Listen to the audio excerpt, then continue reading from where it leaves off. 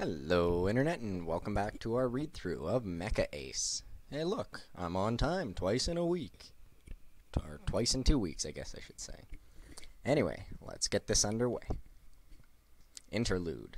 Colonial Warship Caliburn. 16 hours later. You wake up from your detox cycle just in time to see the Caliburn reach Crown Station. Your quarters have no windows. Few purpose-built warships do. What it does have are a set of screens linked to sensors on the outside of the hull, allowing you to see the distant shape of massive space fortresses as the Caliburn approaches it. Crown Station is what is called an O'Neill cylinder, a pair of massive counter-rotating cylinders, each possessing their own atmosphere, each 8 kilometers in diameter and nearly 50 kilometers long. Inside those rotating artificial cocoons of metal and glass live hundreds of thousands of military personnel and millions of their civilian dependents. Around the mass of the station are specks of light and metal, dwarfed by the fleet base's immense size. Only when the Caliburn draws closer do those points of light coalesce into shapes. A vast, motley flotilla of armed freighters, hastily converted passenger liners, and courier ships sporting improvised armor. In the midst of them are a half-dozen lean, gunmetal gray vessels of an entirely different breed, captured Imperial cruisers and purpose-built warships constructed since the start of the war. The fleet is here. The Caliburn begins its final approach, slowly drifting towards the massive blocky docking module placed in the center of the station where the two cylinders meet. Far beyond, you can only see the dot of pulsating, shimmering purple, the entrance into the Vedrian wormhole and the only point of entry from the Imperial-controlled core worlds into Codec's major systems. The wormhole is the reason why Codec must make it stand here, why the fleet has been dispatched in all of its strength. If Crown Station falls, the Imperials will control the wormhole. They will be able to launch attacks directly at the homeworlds of the Rebellion. The course of this war may be decided by the battle for this station. A few minutes later, after the Caliburn has docked, your door opens to reveal a pair of fully armored Marines. Without giving you a clue as to their purpose or intentions, they tactically usher you out of your quarters, off the ship, onto the station's docking module, and onto a waiting maglev transit cab. The transit car takes you to one of the cylinders in the station. From there, you can see the full extent of the world built inside this massive hollow shape, one which is so tiny in the grand cosmic scale. You have been on enough space colonies in your life to no longer be nonplussed by the strange incongruities of being on such a structure, but the feeling of wrongness still picks at your mind as you look out the windows at a gentle, upward curve of the ground, of the wispy condensation of the formative cloud sitting in the center of the cylindrical world, of the inside of the surface of the cylinder, the massive strips of kilometer-wide grass in the colony's shell, from which you can see the blackness of space, the distant running stars of Codec fleet, and for a brief moment, the cold, sterile light of Vedria's distant primary star. Wow, that was quite a sentence, holy cow. The oddest sensation of all, of course, is the knowledge that despite the near windless conditions outside the glass and metal shell of the transit car, and the celerity of the cab floor under your service boot, the entire habitat module is slowly rotating, just fast enough to generate the centrifugal force that must replace gravity so far from any planet or moon. It's still an odd sensation, knowing that almost every condition needed for life to survive and thrive has been recreated out here, in the depths of an empty, airless void. The entire station around you has been created by humans, not nature. Even so, the past 5 years of war have destroyed so much ingenuity, so much labor of mind and body. The station you are in, which likely took decades to build, might be destroyed in the course of a single day. What are your thoughts on that?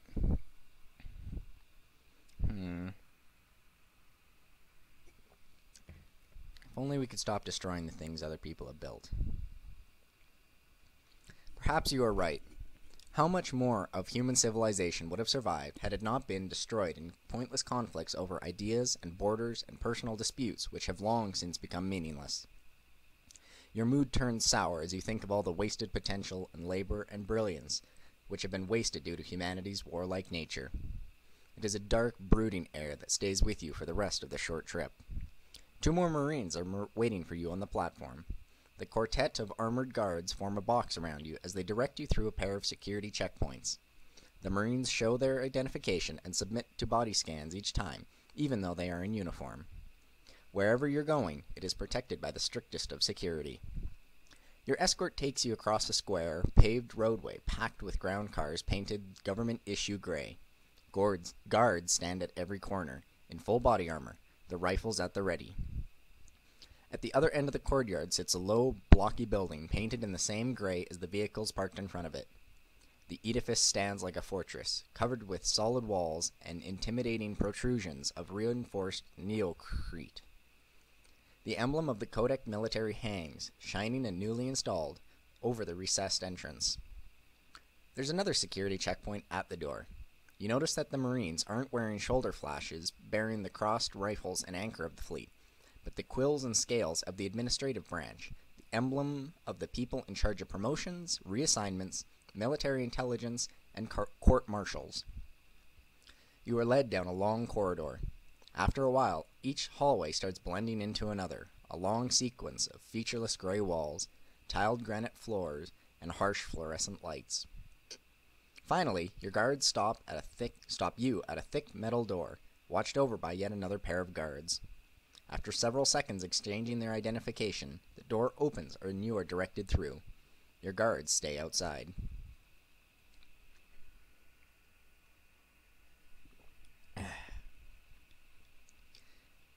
The room is small, barely enough to fit a stark metal table and 2 chairs. On the other side of the table sits a heavy-set, balding man with the rank pins of a fleet captain and a darting, suspicious gaze which marks him more clearly as military intelligence officer than any shoulder flash. You automatically snap to attention as the door closes behind you. "Lieutenant Commander," the man begins, "this debriefing is top secret. Nothing you say or hear in this room may be repeated to anyone outside of it, under pain of judicial sanction. Is that clear?" You nod. A thin, tight-lipped smile appears on the intelligent officer's face. He pulls out a tiny, spherical object the size of a blueberry from his pocket and sets it on the table. "Begin recording," the debriefing officer says. In response, the drone jumps up in the air and directs a set of recording lenses in your direction. The intelligent officer steeples his fingers and leans in. "Lieutenant Commander Yoshiyuki Tomino, for the record, you piloted the experimental combat armature designated the XCA-118 Lionheart during its first field test ever, correct?" You nod. That's not exactly a secret anymore. The question is likely solely for the record. The debriefing officer nods back. "Could you give me your impressions of the combat capabilities of the XCA-118?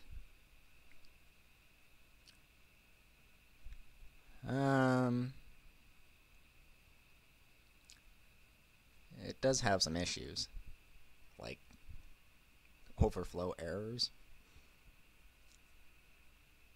The intelligent officer nods. "Is that why you ordered the installation of performance limiters onto the XCA-118's propulsion systems?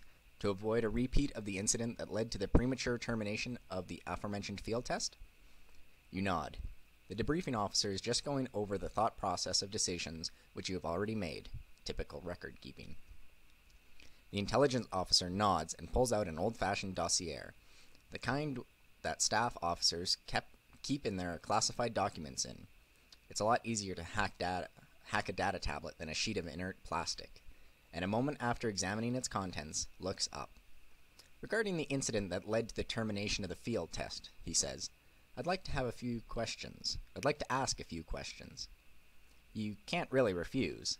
Your interrogator's next few questions concern the events just prior and just after your near collision with that civilian vessel less than a week ago. After a few more minutes of this, the intelligence officer nods, satisfied. "I can't find any fault in the way you handled the situation. In fact, I think I should be thanking your quick thinking and piloting skills. That ship may have been traveling out without a filed flight plan, but it was also carrying most of Vedria's civilian government.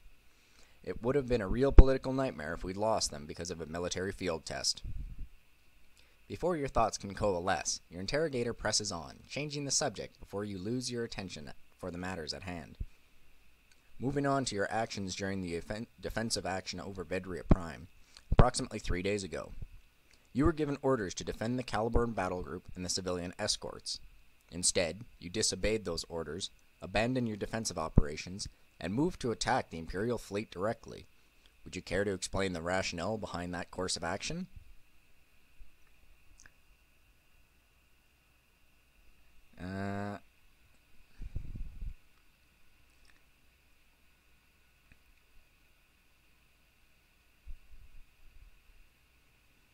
Well, we know exactly why it happened, and we weren't pissed off. We were in a defensive mode, so we took the fight to them. I don't like the textbook strategy part, but... The intelligent officer nods, though his expression is far from assenting. I know High Command is supposed to appreciate shows of initiative, but I can't say I personally approve. Still, it is not my job to criticize. Any sanction for your actions will be coming from way above my pay grade. The thought of having admirals and defense committee members looking over the records of this debriefing can't help but fill you with a slight sense of unease. Hopefully, they'll look upon your actions favorably. Before you have time to reply, the intelligent officer flips a page in his dossier and quickly steers the conversation in another direction. Now, I understand that despite constant exposure to high-intensity combat operations, your unit has taken no losses whatsoever. What are your thoughts on that?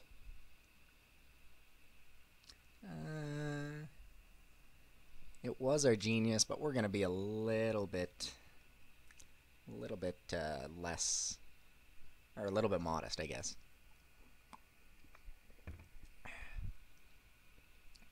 The debriefing officer doesn't offer a reaction this time. He simply accepts your answer with a wordless, bare-faced nod and flips to the next page and the last page. The next and last page on his dossier. I only have one question left, regarding your wingman, Ensign Fatima Asadi. The intelligent officer leans in closer until he's making full eye contact with you. What are your opinions of Ensign Asadi's capability?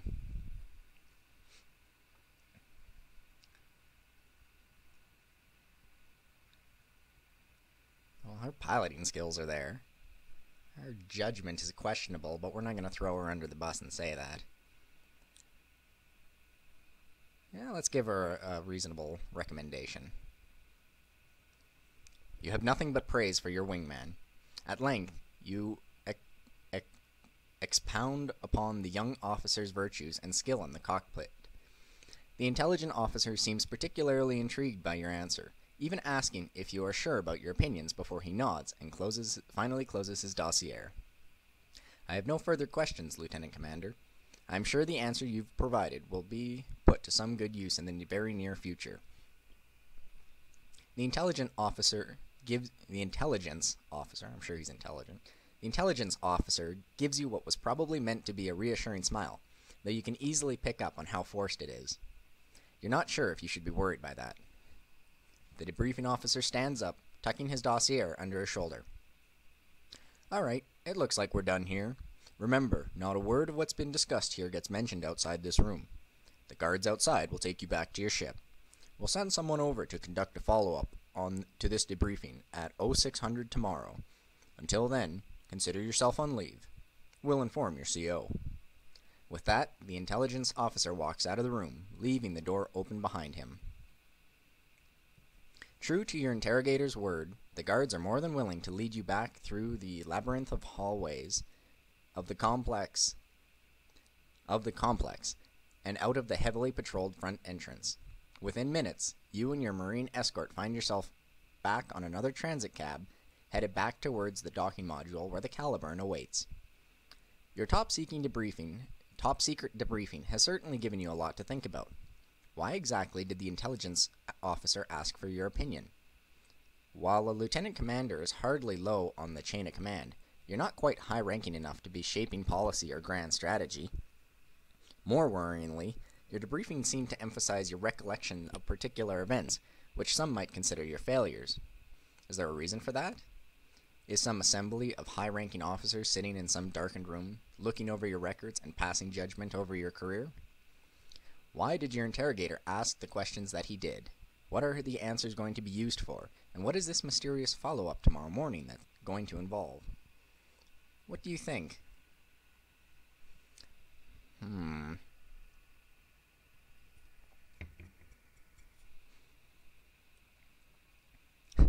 I don't think we need to be paranoid. I don't think they're trying to determine that. Gauge the morale.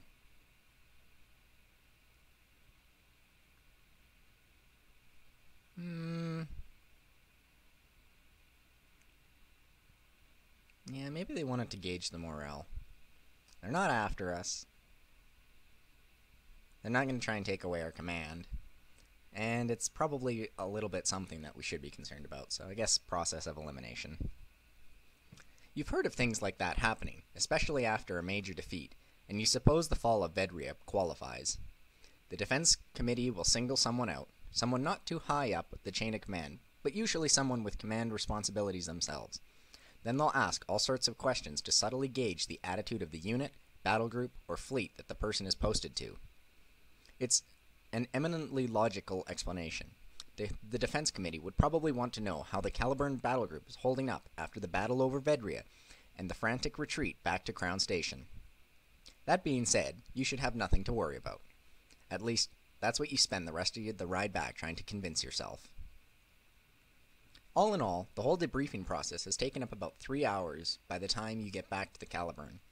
Seeing as you're basically on leave for the rest of the day, that means you'll probably have some time to see a few people and get a few things done before your sleep shift. What do you do first?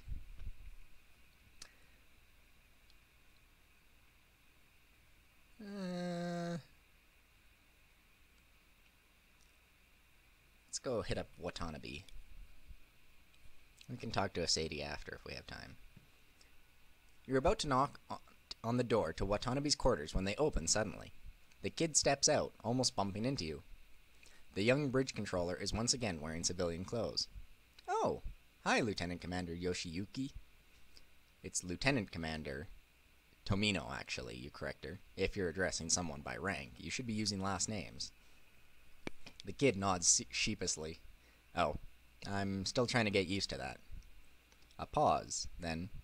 Is learning all this protocol stuff really important? I mean, I know I should learn all the call signs and everything so that people know what I'm talking about, but there's so many of those little rules that I'm supposed to follow. Are they really that important?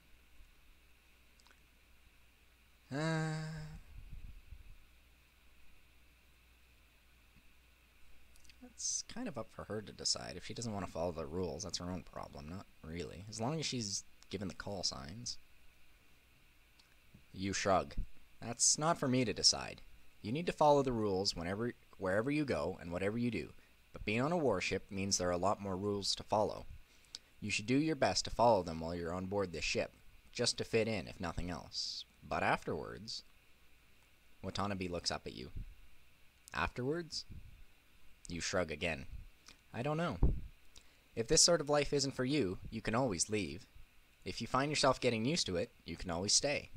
You volunteered on a temporary basis, remember? You have a choice. Watanabe nods. Yeah, I guess so. After a moment's thought, the kid looks back up at you.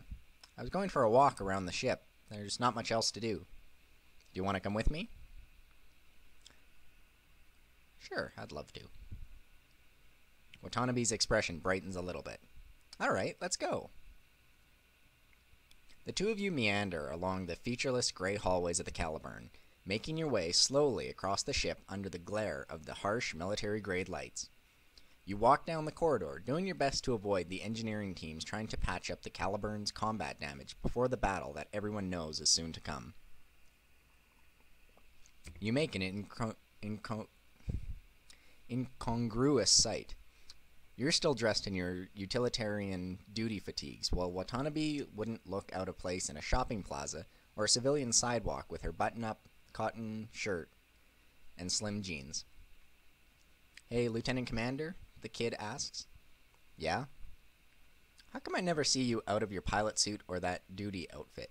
You have civilian clothes, right? You spend the next few minutes explaining how the clothes you wore when you volunteered were turned over along with your other personal effects when you entered training, only to be returned when you left the service. Like most other long-term volunteers, the only clothes you have available to you now are the uniforms you have been issued. The kid nods, though by her expression, you can tell she's trying to wrap her head around the concept. So you don't miss having something to wear other than uniforms?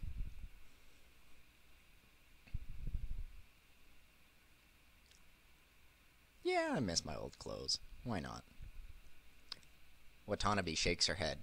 That must suck, huh? Knowing that they're locked up in some safety deposit box, just waiting for the war to end? You nod in agreement. It does, but the important thing is that one day, this war will end, and I will be able to go home and pick up my old clothes and my old life, right where I left off. The kid stops for a moment and looks at you, meeting your gaze. You really want this war to end, don't you? You nod. Watanabe smiles back. So do I. You spend another hour or so wandering the ship in a seemingly random pattern. Eventually, though, you find yourself heading to the Caliburn's observation deck, the only room in the entire ship with a genuine window to the dark splendor of the stars outside the warship's metal shell. Heavy blast doors slide open as you step through. As thick and as durable as the diamondoid window which makes up one wall of the observation deck is, it's still a structural weakness. As a result, the entire deck was actually built outside the Caliburn's armored shell, to be sealed off in case of combat. Still, the view from the darkened, structurally superfluous room is beautiful. The distant tapestry of stars shine through the pseudo-glass with a sharpness that the wall-mount screens in your quarters can almost, but not quite, match. In the distance, you can see pale lights of the Kodak fleet at anchor, your veteran's mind subconsciously picking out the silhouettes of distant hulls. For a few moments, the two of you stand staring into space, watching as a pair of spindly cargo shuttles make their way towards the Caliburn.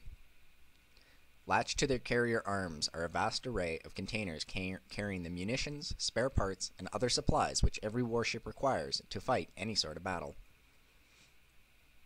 Watanabe's voice breaks the silence. We're gonna make a stand here, aren't we? The question catches you off balance. I saw my parents earlier today on Crown Station, the kid replies, eyes still locked on the cargo shuttles as they make their final approach towards the Caliburn's docking bays. They said that they're planning on catching the next transport through the wormhole, that they don't think Crown Station is going to be safe for much longer. Watanabe takes a deep breath and turns to you. They think we're going to lose Crown Station just like we lost Vedria Prime. But we won't, will we? No, we're going to stop them. We have to. Watanabe nods in agreement, but her gesture seems half-hearted. I want to believe you, but after Vedria... The kid takes a breath and starts again. You saw how big the Imperial fleet was. I'm not so sure we can beat them. You shake your head. The Impies have a big fleet, but their numbers have made them arrogant. You saw the way they deployed over Vedria Prime. They messed up so badly that a single battle group, our battle group, was able to bite chunks out of their strength. Oh yeah, cocky. If there's one thing you need to know, it's that the Impies don't learn their lessons. They're still using the same playbook they've been using since the beginning of the war, which means they'll make the same mistakes they made over Vedria Prime. Only instead of one battle group facing them, they'll have the entire damn fleet. You stop. The gears are already turning in Watanabe's head. She can figure out the rest herself. Sure enough, after a few seconds, Watanabe nods, this time more confidently. We'll stop them here. Damn straight. Neither of you says much after that. Small talk isn't something that follows any kind of serious conversation well. Instead, for the next few minutes, the two of you stand side by side, watching the vast array of dark metal hulls silhouetted against the endless field of stars. The silence holds. Neither of you feels quite right to trying to break it. Even so, the presence of another friendly human within arm's reach is a comforting feeling, and though neither of you has to say a word or even make contact, you enjoy the moment all the same.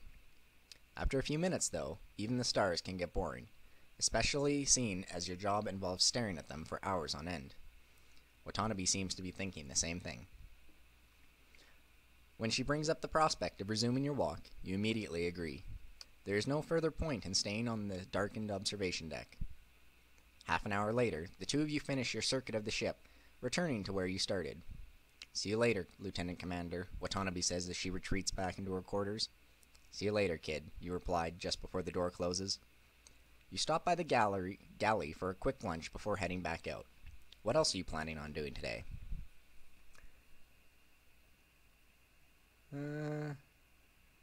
Let's go talk to Sadie. Sure. Ensign Sadie isn't in the wardrobe, the pilot's ready room, or even the galley. You search every public area on the ship, but find no sign of your wayward wingman. You check in with the sentries at the docking module. They haven't seen her either. Ultimately, you conclude that, however improbable it may seem, Ensign Sadie is in her quarters. You ring the doorbell 3 times before the door opens. Then it takes you a moment to realize that the person standing on the other side of the door is actually the one you came to see. What? A civilian or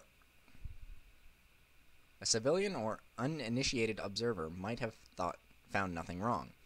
The junior officer is still in uniform, tunic neatly buttoned up, but smells faintly of fresh soap and evaporating water of the newly showered. But you've served with your wingman long enough to quickly realize how bad a state the ensign is in. Sadie's uniform may be tidy, but her hair is even more disordered than before. Deep bags hang under her eyes, and you notice a half-full bottle of clear liquor sitting on the desk behind her. A glass of the stuff sits in the ensign's hand, untouched. Good morning, boss. It is still morning, right?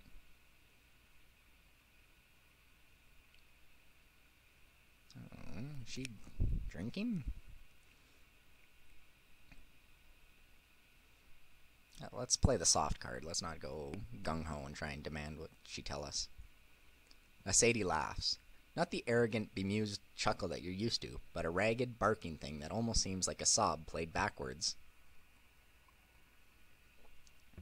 You wanted to see how I'm holding up? Pretty obvious now, isn't it? The ensign shakes her head. I feel messed up, boss. I feel tired, my nerves are shot, and I'm questioning just about every damn thing I do, up to and including getting out of bed. I haven't been sleeping really well, even through detox cycles.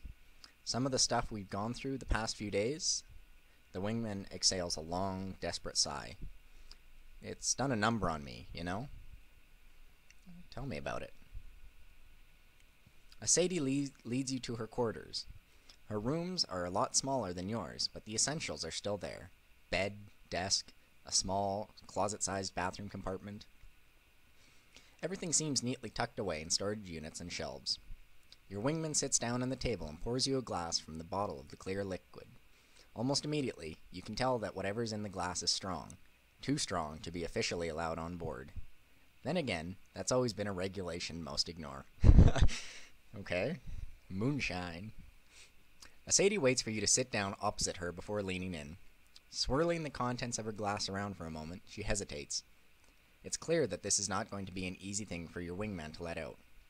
For a few moments, there is no sound save for the gentle humming of the Caliburn's engine. It was that recon mission, she says, finally. What? That recon mission the rest of us got sent on when you were test piloting the Lionheart, the one where I was in command. You nod. You weren't there for that one. Sadie puts the glass to her lips and takes a deep swallow. I messed up. I nearly got everyone killed. Ooh. What happened? Your wingman stares... Oh, you know what? Our recommendation, that's probably why the guy... Okay. Your wingman stares back at her half-empty glass for a moment.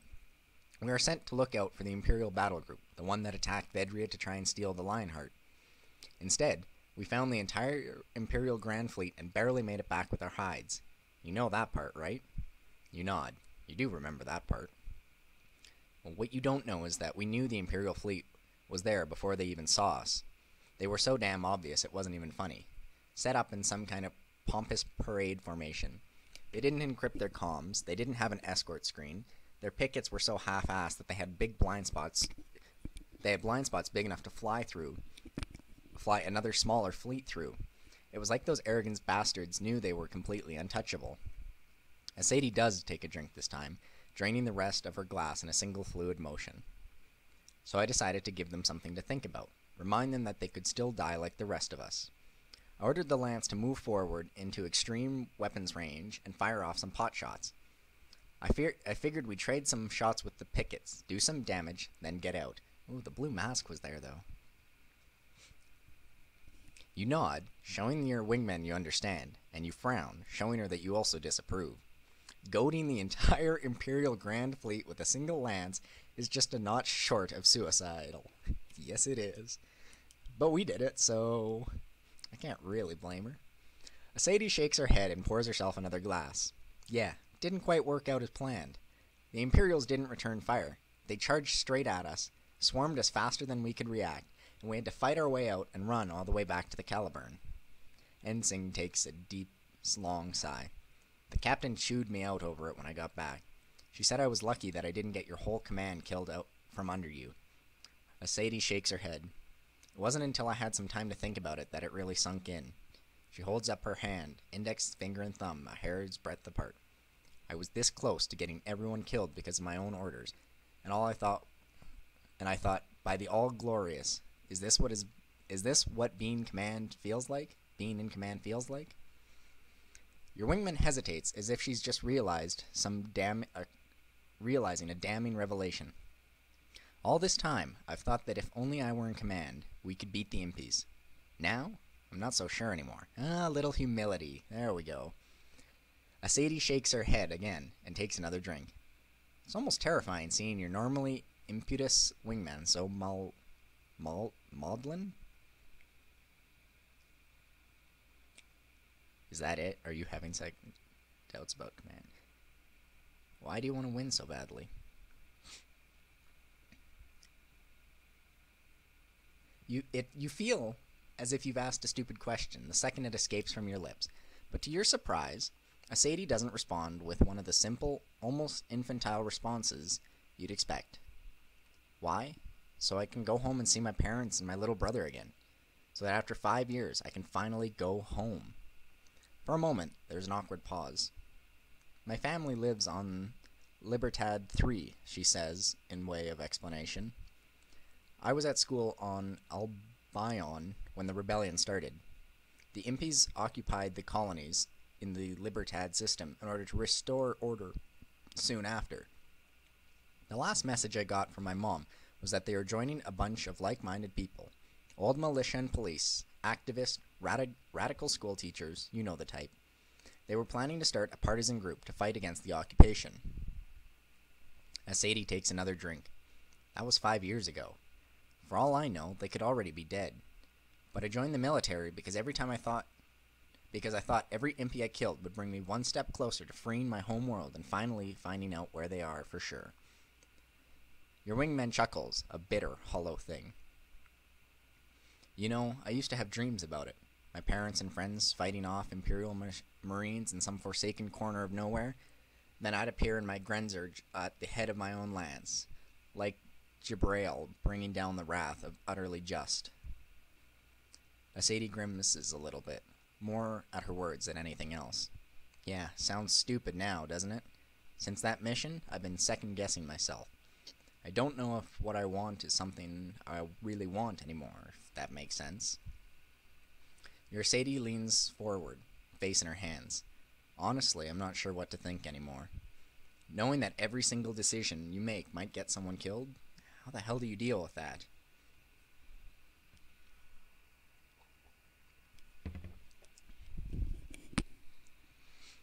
We could play the same card as we did with that. I like this response, though. Make sure they didn't die in vain. I like that response. Sadie shakes her head. What kind of trite bullshit is that? You try to explain. The fact is, if you fight with them long enough, people under your command are going to die. That's the first truth every commanding officer has to accept, and it's not an easy one to swallow. The first, harshest test of leadership is to watch one of your subordinates die in front of you and not let it get to you. I've gone through it, Captain Balin's gone through it, and you'll go through it one day. You think you have your wingman's attention now, so you keep going. Passing this test doesn't mean getting through it without breaking. It also means accepting the fact that the men and women under your command are going to keep dying, and that your job as their commanding officer isn't to keep them alive, which is impossible, but to make sure that they die doing something significant. You make sure your people die for a higher purpose than your own mistakes or your own bravado. That's what makes the difference between a meaningless death and a necessary one. Sadie seems doubtful, but nods anyway. Thanks, I'll try to keep that in mind, she says, but she's still brooding when you walk away. It's nearing the middle of the afternoon now. You figure you probably have time to make one more visit before going to sleep. I don't really care about Captain Balin at all, so let's go say hi to Weaver. You head down to the hangar bay to look for the deck chief, only to learn that he is gone all day. However, no sooner do you get your answer does the missing NCO walk through the heavy blast doors, flanked by a pair of fully armored Marines. From halfway across the hangar, you can see one of the guards exchange a handful of words with the deck chief before nodding and walking off. Chief Weaver watches them go for a minute, sending them off with an irreverent wave, which you're pretty sure the Marines didn't see. Then he sees you. Lieutenant Commander Tamino. Well, I suppose you've got a reason for being here. The deck chief waits for a pervasive beat of Marine jackboots on the deck to fade away before he continues. Hell of a morning, Lieutenant Commander. Spent 3 hours in a tiny, climate-controlled room sitting across from a young lady who didn't understand half the answers coming out of my mouth. You glance towards the still open blast doors of the hangar bay, but the Marines are long gone. You too? You venture, tenaciously. Weaver nods. Yep, right as we docked. Can't give you any more detail, of course. If I did, military intelligence would probably have me shot, my family shot, my dog shot, probably even slap you on the wrist a little. The deck chief laughs at his own joke, but you're not sure you get it. To his credit, Weaver catches on to your lack of amusement quickly. I can explain that one if you want me to. No, you go ahead. Weaver's eyes widen a little. He probably wasn't expecting you to ask. Well, it's just that when it comes to things like security breaches and the like, military justice tends to come up a lot harder on us enlisted folks than you officers. The deck chief puts his hands up placatingly before you can respond.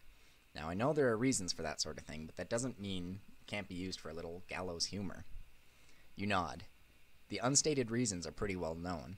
The Civil War has started with just a small corps of senior administrators and the defecting Imperial officers.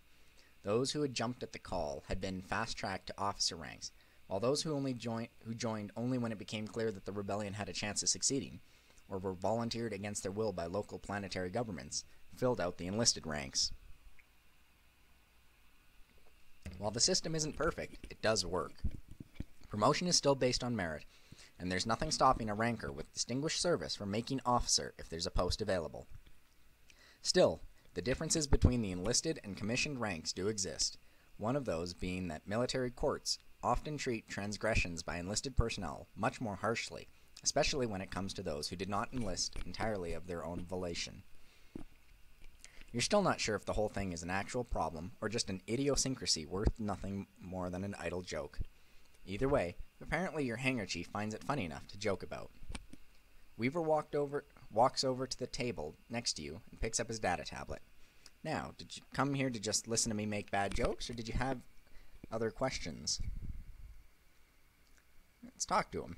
You mentioned you had a dog and a family? The deck chief nods and steps towards you, data tablet in hand. He taps the screen a few times before handing the electronic device to you, a broad grin on his face. The tablet is the same one you've seen Weaver working with since the deck chief was still first assigned to the Caliburn, but instead of actual lists, the usual lists of specifications, replacement requirements, or diagrams, there's a high-resolution image of a black hound, his sleek body curled around itself on a bare concrete floor, an expression of guileless euphoria on his face. This is Angus. He's a new Antiguan greyhound, one of those one of those ones gene-modded for high gravity and urban environments. He's real friendly. Doesn't have a mean bone in his body. Had to leave him behind, though. He loves the smell of machinery, but he hates space travel. Weaver shakes his head sadly. Besides, they wouldn't let me take him. My sisters are taking care of him till I get back.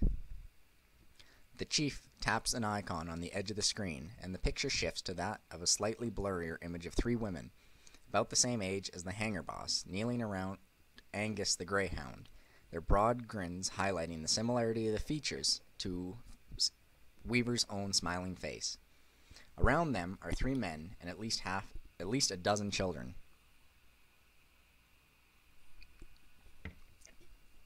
Chief Weaver spends the next 3 or 4 minutes listing off his sisters, brothers-in-law, and a vast host of nieces and nephews. I guess they felt the need to make up for me, seeing as how I never got married or had kids or anything. Let's pry a little bit. The deck chief leans back and puts up a hand, palm towards you, before shaking his head. Now, I don't see how that's any of your business, he replies, smiling to take the sting out of the words. All you need to know is that my personal affairs won't get in the way of my work. I ain't no soft-hearted teen with a head full of angst and infantile interpretations of nihilism. My emotions don't get in the way of making sure you and your machine are ready for battle, Lieutenant Commander. Don't you worry. You nod back. I won't. Weaver smiles again. All right, anything else you needed? After the conversation about them getting in shit, I'm not going to ask him about his debriefing. I might be missing some important info, but you know what? Screw it. If he gets busted, I would rather not. No, I should take off. The deck chief nods. All right, then, you be careful out there. No guarantees, you reply, a wolfish grin on your lips. The deck chief turns around and gets to work, sending you off with a friendly wave. You make your way down to the galley for a quick meal. The fare is unappetizing as ever, but you shovel it down quickly, before you are too tired to eat. With dinner out of the way, you head back to your quarters and fall into bed, exhausted. The next morning, you are woken up by loud and insistent knocking. When you answer the door, you find yourself faced with a very thin, balding man with long, cadaverous face and an expensive suit. Behind him stand a pair of armed Marines. Good morning, the man says, in a clipped, businesslike tone flavored with the accent of your native Albion. He extends a skeletal hand towards you. Out of politeness, you take it. Instead of shaking your hand, the man takes it and presses your palm against a screen of a data tablet nestled in the crook of his other arm. After a moment, a part of the data screen flashes green. Ugh. He smiles at you, a taut, cold thing which does little to reassure you. Lieutenant Commander Tomino, I presume. You nod. Good. I shall need you to get dressed immediately. Once that is done, you are to follow me. Am I understood? You nod again. Good. Get to it. For the second time in 24 hours, you find yourself being led out of your quarters under Marine escort. This time, however, you are not led to Crown Station's docking module. Instead, you are taken the other way, to the aft sections of the ship, and ultimately through the open blast doors of Hangar Bay B. Clear out, everyone, the man in the suit orders in a voice barely above a whisper as the 4 of you step through the doors. Oh, not clear. He wasn't yelling it. He was just ordering. The 2 Marines immediately spring to action, herding the dozens of deck crew away from the machines they are servicing and towards the doors. The hell is going on here? Chief Weaver demands as one of the Marines gently prods him across the hangar bay deck. The suited man holds up a thin hand and the Marine halts. Hold on a moment. Bring him here. The Marine brings Weaver over to the man in the suit. Without missing a beat, the man seizes the deck hand's chief and presses it against his data tablet. Once again, the screen flashes green. He smiles his bare, disconcerting sneer again. Chief Petty Officer Weaver, I shall require you to remain with us as well. The deck chief glares daggers at the man as he takes his place next to you. Once the deck crews are pushed out of the hangar bay, the 2 Marines take position at the door to dissuade the curious. For a minute or two, You wait in heavy silence until finally the figure pushes her way through the guards. A figure pushes her way through the guards. Captain Balin. The man turns to the Marines. "They're all here," he declares in his reedy voice. "Shut the blast doors. Take up guard outside. No one goes in until I come out." The two guards salute and step outside, closing the doors behind them. The man in the suit takes a good look at the three of you, making eye contact for just a moment as he does, before nodding to himself in evident satisfaction. "Good. Now we may begin. My name is Dr. William..." I almost said Shatner. Chatham? The doctor begins pacing before the three of you, his slender hands clasped behind his back. "I currently have the honor of being Director of Special Projects and Initiatives for Wellington Defense Industries." None of the three of you manage any kind of response. Despite his tiny stature, the doctor's personal presence is formidable, as if he were surrounded by an aura of frigid air. The effect is a disconcerting one, even to you, and you can see that Chief Weaver and Captain Balin are no more at ease. Dr. Chatham himself, on the other hand, pays no mind. Either he has never become aware of it, or he has seen its effects so often as to no longer care. He continues pacing and speaking. If that title means absolutely nothing to you, then I shall clarify the extent of my responsibilities, powers, and obligations by utilizing simpler language. Dr. Chatham stops pacing and turns on his heels to face you. Wow, he's a dick. "I am the individual responsible for the creation." The doctor raises an arm, pointing a bony finger toward the shining bulk of the Lionheart. "Of that. The XCA-118 Lionheart and the facility on Vedria Prime devoted to its design and manufacture were my responsibility. Its destruction by Imperial forces would normally be a death knell for the project." Dr. Chatham clasps his hands together and offers a colorless, thin smile again. "However, due to the combined efforts of you three, the Lionheart's prototype unit has been recovered. Better yet, your impromptu field test, while lacking a great deal of scientific rigor, has provided me with the necessary data to complete the Lionheart's unfinished systems." The man from WDI steps forward and begins pacing again. "As of yesterday morning, I have taken personal control of the Lionheart project. I have made the decision to waive all remaining field tests." Dr. Chatham turns to you, fixing you with his empty-eyed stare. "Lieutenant Commander Tomino, you have been reassigned as the Lionheart's pilot. You will not be permitted to fly any other machine, nor will you allow any other pilot into the Lionheart's cockpit." Next, he turns to the hangar boss. "Chief Petty Officer Weaver, you will deliver me a list of every crew member who has access to the Lionheart's specification, hardware, or flight software. They are now to be considered potential security risks and must be screened." Finally, he turns to the Caliburn's commanding officer. "Captain Balin, you are responsible for the maintenance of operational security and the safety of the Lionheart prototype." The doctor once again makes eye contact with the three of you one by one. "Are there any questions?"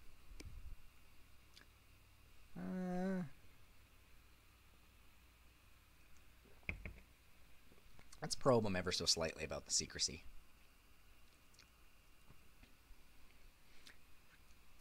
I'm sure it has something to do with the fact that the Impies are, going to steal it, but Dr. Chatham stares at you as if you were some kind of idiot. "The Lionheart project is the product of 3 years and millions of hours of labor. It has required the talents of hundreds of professionals, many of whom are now, regrettably, dead. Kodak has spent an immense fortune on bringing this project to fruition. Wellington Defense Industries has matched that sum several times over." The doctor steps forward and meets you eye to eye. "However, much of that effort will go to waste if security is not maintained. The Lionheart's main weapon is the fact that the Imperial pilots who have seen it in action can only guess as to its true capabilities. What the Imperials do not know, they cannot counter, allowing you and future Lionheart pilots to leverage your machine's strength with near impunity." Chatham smiles again, just as coldly. "Oh yes, there will be future pilots. Once we have shown the conclusive effectiveness of the prototype machine to the mass fleets of both sides, the Defense Committee will be falling over itself to pay us to make more. Mark my words, we shall have entire lances equipped with Lionhearts by the end of the year, and they will turn the tide of this war."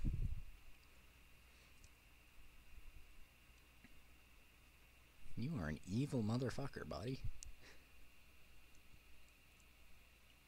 I don't care. I am the right pilot. I'm not going to give you the satisfaction of telling me otherwise. And the Lionheart's not going to get destroyed, so I don't give a shit. No questions.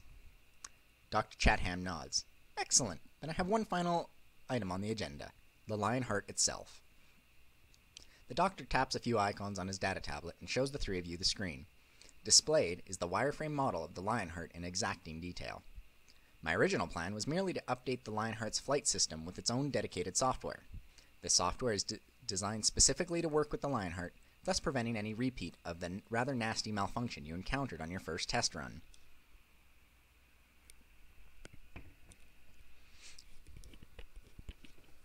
Chatham taps another icon. The screen on the tablet changes to a flowchart diagram of what you assume to be the Lionheart's dedicated flight software.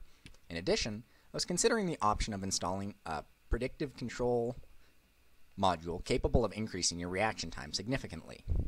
Before you can reply, the doctor holds up a finger. However, it has come to my attention that the Caliburn's battle group has managed to recover a certain crate from the WDI facility on Vedria Prime. Captain Balin nods. That's correct, Doctor. Dr. Chatham smiles again. Well then, I have permission to inform you that the crate contains parts for a prototype particle rifle capable of fully automatic fire. It was, to be frank, the gun the Lionheart was built around. The rifle the machine is currently equipped is nothing more than a stopgap test model. I have authorization to recover, assemble, and install the weapon on the Lionheart if you should wish. Oh my gosh. You nod, though you can't be sure if you're paying attention. If what the doctor's saying is accurate, the weapon inside the white crate tucked in the corner of the hangar bay is a weapon capable of giving the Lionheart the ranged firepower of dozens of Grangers or Manninghams. Dr. Chatham turns to you. There is a problem. The Lionheart only has the ability to mount one of these modifications at a time. As you, the pilot, I shall allow you the privilege of deciding which modification is to be installed. After some thought, you pick, oh, shoot, better reaction time? No, screw it, we're going the particle rifle. Beam spam for days. Dr. Chatham nods as he tucks his tablet under his arm. Very good. I shall have my team transferred to Crown Station, and we may begin work immediately. The next 16 hours pass slowly. The Caliburn hangar bay, still under Marine guard, soon fills with teams of men and women in strange jump suits, marked by the arcane security badges and armed with tools you've never seen before. Dr. Chatham seems an entirely different person. As soon as he and his team start working, his eyes gleam with the zeal of a visionary, and he sets about organizing his teams of technicians with feverish enthusiasm. All other considerations fall to the wayside, and soon he is entirely subsumed by his work. Captain Balin leaves within an hour, pleading the need to return to administrative duties, but plainly bored by the proceedings. Chief Weaver is anything but. He follows the newcomers around like a hawk, scrutinizing every movement and every alteration, however temporary, to the personal kingdom that is his hangar bay. Regardless, you are subject to even greater scrutiny. For the entire day, your hand-eye coordination is tested and retested. Your reflexes are timed down to a picosecond. Why a picosecond? That's so worthless. The muscle and bone structure of everything from your trigger finger to your spine is examined, analyzed, and re-examined. All of this is at Dr. Chatham's command. The old man insists that the prototype weapon be calibrated to conform exactly to the speed and form of your body and mind. The bond between the weapon and pilot must be as near perfect as possible, the doctor insists more than once. Whatever other faults the man might have, he certainly doesn't do things by the halves.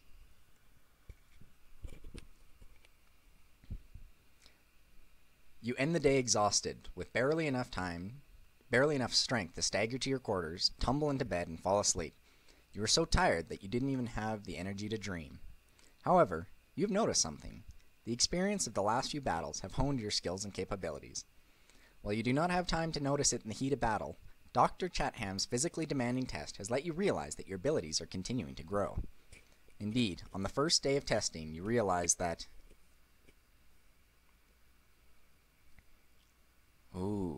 what do we want? What do we want? Screw becoming a better leader. Situational awareness, I'm thinking keeping our cool would be useful to prevent our little lockdown thing that we picked way back when.